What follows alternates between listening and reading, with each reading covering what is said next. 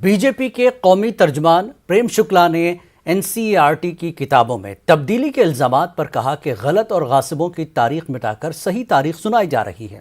किसी को इसके साथ कोई मसला नहीं होना चाहिए। बीजेपी के राष्ट्रीय प्रवक्ता प्रेम शुक्ला उनसे हम बात करते हैं। सर, जिस तरह से विपक्ष का यह आरोप है कि एनसीईआरटी में बदलाव किए जा रहे हैं, मुगलों के इतिहास को हटाया जा रहा है, साथ ही साथ अन्य भी बदलाव किए जा रहे हैं, राजनीतिक इतिहास को बदलने की जो है वो कोशिश की जा रही है, कैसे देखते हैं इसे? देखिए, अगर गलत इतिहास पढ़ाया जा रहा है तो उसको तो बदलना ही पड़ेगा।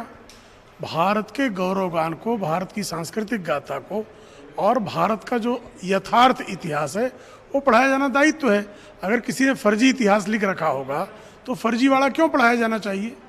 लेकिन मैं सर, जैसे मैं मान लीजिए मुगलों का इतिहास जो है उसको रिराइट किया जा रहा है, 2002 के दंगों की भी बात हो रही है, उसे भी में हटाया जा रहा है। देखिए, क्रूर और बर्बर लोग जो हैं उनका अगर किसी ने गौरवगान करने का दुष्कर्म किया है तो उसको क्यों नहीं हटाया जाना चाहिए? हाँ सर, इसके साथ साथ बात करें सर, मैं विपक्ष का यह भी आरोप है, मौजूदा राजनीतिक घटनाओं को देखें कि ईडी का जो है बीजेपी इस्तेमाल कर रही है, सरकारों को अस्थिर कर रही है। कभी कहीं भी भारतीय जनता पार्टी ने किसी भी एजेंसी का कभी भी बेजा इस्तेमाल नहीं किया है, लेकिन भ्रष्टाचारियों के खिलाफ भ्रष्टाचार की जांच करना, जहां पर भी मनी लॉन्ड्रिंग हुई है ऐसे आर्थिक अपराधियों को कानून के हवाले करना, यह प्रवर्तन निदेशालय का दायित्व है। प्रवर्तन निदेशालय अपना काम कर रही है और उसके जब भी किसी पर कार्रवाई होती है तो कोर्ट में जाता है वो।